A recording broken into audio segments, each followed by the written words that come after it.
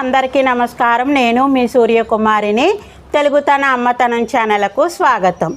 ఈ వీడియోలోనండి మనకి ఇంకా ఫిబ్రవరి నెల వచ్చేసింది కదండి. ఫిబ్రవరి నెలలో మాఘమాసం అనేటువంటిది రావటం జరుగుతుంది. ఆ మాఘమాసంలో మనం ఏమేం పండుగలు ముఖ్యంగా చేసుకుంటాము అనేటువంటి విషయాలని తెలియజేసేటువంటి ముందర కొత్త వాళ్ళందరూ కూడా సబ్స్క్రైబ్ చేయండి, పక్కనున్న బెల్ ఐకాన్ నొక్కండి. ఇక ఆలస్యం ఎందుకండి, మనకి మాఘమాసం వచ్చిన తర్వాత పంచమి అనేటువంటి తిథి వస్తుందండి. పంచ అంటే 5 అండి. ఆ పంచమి తిథి నాడు మనము సరస్వతీదేవిని కొలుస్తామండి. అయితే శ్రీ పంచమి అంటామండి, కొంతమంది వసంత పంచమి అంటారు. అయితే శ్రీ పంచమి అంటే ఏమిటి, లేదా వసంత పంచమి అన్నా ఒకటేనండి. అసలు వసంత అనేటువంటిది ఎందుకు వచ్చింది, ఏమిటి, ఈ కథలోకి వెళ్ళే ముందర పూజా విధానం ఎలా జరుపుకోవాలి ఏమిటి అనేటువంటి విషయాన్ని తెలియజేస్తాం. అతండి మనం గోదావరులు కానీ, అలాగే నదులు, లేకపోతే కాలువలు, పిల్ల కాలువలు, చెరువులు, ఇటువంటి వాటివి కనుక ఉంటేండి మనం సూర్యోదయానికి ముందరండి కనీసం ఒక 5 గంటల వేళైనా ఆ సముద్రానికి కానీ ఎక్కడికైనా వెళ్ళి స్నానం చేసేసి వస్తే చాలా మంచిదండి. అయితే మనకి అటువంటి సదుపాయం లేని పక్షంలో అండి గంగేచ యమునేచ గోదావరి సరస్వతి అని చెప్పుకుంటూ మనం ఆ కుళాయి దగ్గరే స్నానం చేసేయచ్చు అనమాట. స్నానం చేసేసిన తర్వాత అండి ఈ శ్రీ పంచమి లేదా వసంత పంచమి సరస్వతీదేవి ఎలా ఆవిర్భవించింది అనేటువంటి అంశాన్ని తెలుసుకుందామని చెప్పాను కదండి. మరి పూజా విధానం చేసుకోవాలండి. మనం ఈ పూజా విధానం చేసుకున్నప్పుడు కొంతమందికి స్కూళ్ళు ఉంటాయండి, ఉద్యోగస్తులు, టీచర్స్ అంటే ఉపాధ్యాయులు వాళ్ళందరూ ఉంటారు కాబట్టి సమయానుకూలంగా మనం ఆ సరస్వతీదేవిని పూజించుకోవాలండి.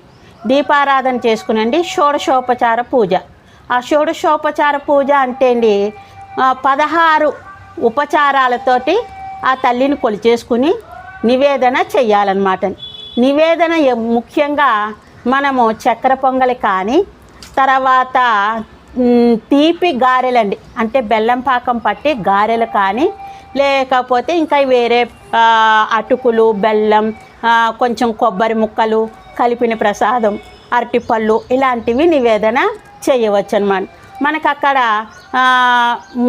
పాయసం కూడా వండుకోవచ్చు. చక్కెర పొంగల్ కుదరకపోతే బెల్లం వేసి బియ్యంతో పాయసం వండుకోవచ్చు అనమాట అండి. అయితే మనం షోడశోపచార పూజ అనేటువంటి దాంట్లో ధూపం, దీపం, నైవేద్యం ఇవన్నీ వస్తాయి కదండి. మనకు కావలసిన పూజా ద్రవ్యాలన్నీ అక్కడ పెట్టేసుకోవాలండి. పెట్టేసుకుని చక్కగా ప్రశాంతంగా ఒక 10 నిమిషాల్లో పూజ కానిచ్చేసుకుని మనం డ్యూటీకి వెళ్ళిపోవచ్చండి. పూజ మాత్రం మానకూడదండి. అయితే దీనికి ఒక కథ అనేటువంటిది ఉంటుందన్నమాట. ఇది దేవీ భాగవతంలో సరస్వతీదేవి భూలోకంలో ఎలా ఆవిర్భవించింది అనేటువంటి దానిని చెప్పటం జరిగింది. ఇప్పుడు శ్రీ పంచమి 14వ తారీఖు నాడు బుధవారం రోజున వచ్చిందన్నమాట అండి. అయితే పిల్లల చేత కూడా ఆఖరికి సరస్వతీ నమస్తుభ్యం వరదే కామరూపిణి విద్యారంభం కరిష్యామి సిద్ధిర్భవతు మే సదా పద్మపత్ర విశాలాక్షి పద్మకేసర వర్ణిని నిత్యం పద్మాలయాం దేవి సామాం పాతు సరస్వతి.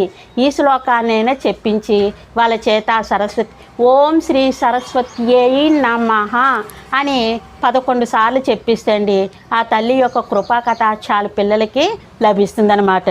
అయితే ఈ ఆది శంకరాచార్యుల వారు వివేక చూడామణిలోని పై శ్లోకంలో జగద్గురువు జ్ఞానులను వసంత ఋతువుతో పోల్చారండి. అది అందుకోసమని శ్రీ పంచమిని వసంత పంచమి అని చెప్పటం జరిగిందనమాట అండి.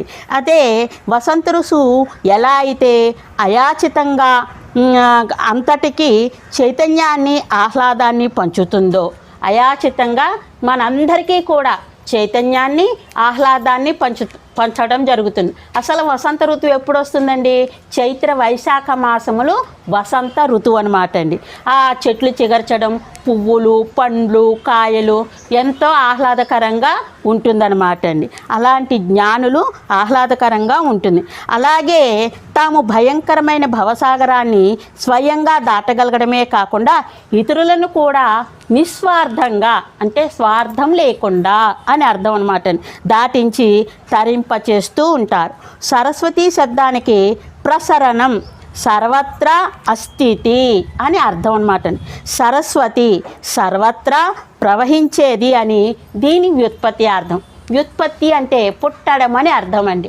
అంటే ఏ సందర్భంలో ఆ పదం ఎలా పుట్టింది అని చెప్పేటువంటి దానికే వ్యుత్పత్తి అర్థం అని చెప్పటం జరుగుతుందన్నమాట. శిష్యులకు పరంపరంగా ప్రవహించే జ్ఞాన ప్రవాహమే సరస్వతి జ్ఞాని. అన్ని చోట్ల పూజలు అందుకుంటారు. విద్వాంసుడు ఎక్కడైనా సరే అండి, తన గ్రామమే కాదు, తన దేశమే కాదు, ఇతర దేశాల్లో కూడా ఆయన గౌరవింపబడతాడు, పూజింపబడతాడనమాట అండి. విద్యాదాయిని, అంతేకాదండి విద్యాదాయిని కూడా. దేవీ భాగవతంలో గంగా, లక్ష్మీ, సరస్వతి ముగ్గురు శ్రీ మహావిష్ణువు సమక్షంలో ఒకరికి ఒకరు తగవులాడుకుంటూ శపించుకోవటం అనేటువంటిది జరిగిందనమాట. ఆ విధంగా సరస్వతీదేవి నది కింద శపించబడటం జరిగిందండి. నది ఒక్కటే కాదండి, ఆమె ప్రతి మానవుని నాలుక మీద సరస్వతి ఉంటుంది. అంతేకాదండోయ్, సరస్వతీదేవి జీవనది అన్నమాట. ఎల్లప్పుడూ ప్రవహిస్తూనే ఉంటుంది, అంతర్వాహినిగా ప్రవహిస్తుందండి. అలాగే మన నాలుక మీద ఎప్పుడూ కూడా తడి ఉంటుందండి. ఆ తడి అనేటువంటిది ఎగిరిపోవడం అనేటువంటిది ఉండదన్నమాట. సరస్వతీదేవి భూలోకంలో 2 రూపాలుగా మనకి కరుణించి కటాక్షించడం అనేటువంటిది జరిగిందనమాట. మానవుడికి మాట లేకపోతే మూగవాడు కదండి, ఇంకా తనేమీ చెయ్యలేడు కదా. కాబట్టి మాట అనేటువంటిది, శబ్దం అనేటువంటిది సరస్వతీదేవి యొక్క కృపా కటాక్షాలతోటే లభ్యమవుతుందన్నమాట అండి. అలాగే తడిగా కూడా షోడశోపచారాలతో పూజించి నైవేద్యం, ఏమేమి నైవేద్యం పెట్టాలో కూడా మన దేవీ భాగవతంలో చెప్పడం జరిగిందండి. రవ్వ కేసరి, చక్కెర పొంగలి, తీపి గారెలను నైవేద్యం చేయాలని. ఇక భక్తి శ్రద్ధలతో పూజించిన వారికి భుక్తికి, గౌరవ మర్యాదలకు లోటు అనేటువంటిదే ఉండదండి. అంతేకాదు ప్రతిభ, బుద్ధి, శ్రద్ధ, మేధ, స్ఫురణ, ధారణ ఇవన్నీ కూడా శారదా స్వరూపాలన్నమాట అండి. ఈ శారదా దేవి యొక్క స్వరూపాలన్నమాట అండి. బుద్ధిమాంద్యం, మతిమరుపు, వాగ్దోషాలు, మూగతనం వంటి సకల జాడ్యాలు నిర్మూలమవుతాయి. మూగతనం ఎంత ఇబ్బందికరం అందరికీ తెలుసు కదండి. ఇటువంటి మతిమరుపు కూడా అంతే కదా. అయ్యే ఇక్కడ ఇది మర్చిపోయాను అనుకుంటూ ఉంటాం. అవన్నీ కూడా ఈ తల్లిని కొలవటం వల్ల అవన్నీ కూడా తొలగిపోతాయన్నమాట అండి.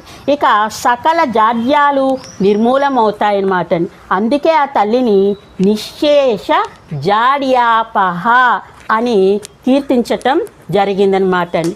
ఈ శ్రీ పంచమి లేదా ఈ వసంత పంచమి అనేటువంటిది ప్రతి స్కూళ్ళల్లోనూ కూడా పూజించి విద్యార్థులకు తమకు తోచిందేదో నైవేద్యం పెట్టింది పెడుతూ పిల్లలను కూడా ఆ రోజున సరస్వతి కృపా కటాక్షాలకు పాత్రులను చేయటం జరుగుతుందండి. ఇక మరి అందరూ కూడా ఈ సరస్వతీదేవి యొక్క అంటే వచ్చిన నామాలతో ఏమీ రాదండి, నాకేమీ చేత కాదు, ఏమీ చదవలేను అన్నటువంటి వాళ్ళు కూడా ఒక దీపారాధన చేసి మన ఇంట్లో ఉండేటువంటి పుట్నాల పప్పు అనేటువంటిది ఉంటుందండి, 4 కిస్మిస్ పలుకులు ఉంటాయి, బెల్లం ఒక పటి బెల్లం అయినా పర్వాలేదు, మామూలు బెల్లమైనా పర్వాలేదు, 4 అటుకు గింజలు వేసుకుని నివేదన చెయ్యొచ్చండి. ఇంకా అది కూడా పాయసం వండగలిగితే ఇలా కొంచెం పాలు, బెల్లం, తర్వాత వేసేసి ఇలాచీ పొడి కూడా అవసరం లేదండి, కొద్ది నెయ్యి మాత్రం అభికరించాలి. ఇలా పాయసాన్నైనా తయారు చేసుకుని నివేదన. ఇవేమీ లేదండి, ఒక అరటిపండు ఉంటుంది కదండి, ఒక కొబ్బరికాయ కొట్టి అరటిపండు పెట్టి నివేదన చేసేయండి. భక్తి శ్రద్ధలకు మించింది మరొకటి లేదు. కాబట్టి అందరూ కూడా భక్తి శ్రద్ధలతో ఆ సరస్వతీదేవి యొక్క మాతను పూజించి ఆమె యొక్క కృపా కటాక్షాలకు పాత్రులవుతారని ఆశిస్తున్నాను. మీ సూర్యకుమారి. మరి అందరికీ కూడా ముందస్తుగా శ్రీ పంచమి లేదా వసంత పంచమి శుభాకాంక్షలు తెలియజేస్తున్నాను. మరి అందరికీ అర్థమైంది కదండి, సరస్వతీదేవి భూలోకంలో ఎలా ఆవిర్భవించిందో తెలుసుకున్నారు కదా. దేవీ భాగవతంలో ఆ తల్లిని వర్ణిస్తూ చక్కగా చెప్పిన మాటలను మనకి మననం చేసుకుంటే ఎంతో ఆనందంగా కూడా ఉంటుందన్నమాట అండి. ఇక ఉంటాను. అందరూ కూడా ఒక లైక్ చేసి షేర్ చేయటం మాత్రం మర్చిపోకండి. అలాగే అందరూ కూడా సబ్స్క్రైబ్ కూడా చెయ్యండి. మరి ఇక ఉంటాను. అందరికీ కూడా ధన్యవాదాలు. Bye bye. మీ సూర్యకుమారి. సర్వే జన సుఖినో భవంతు.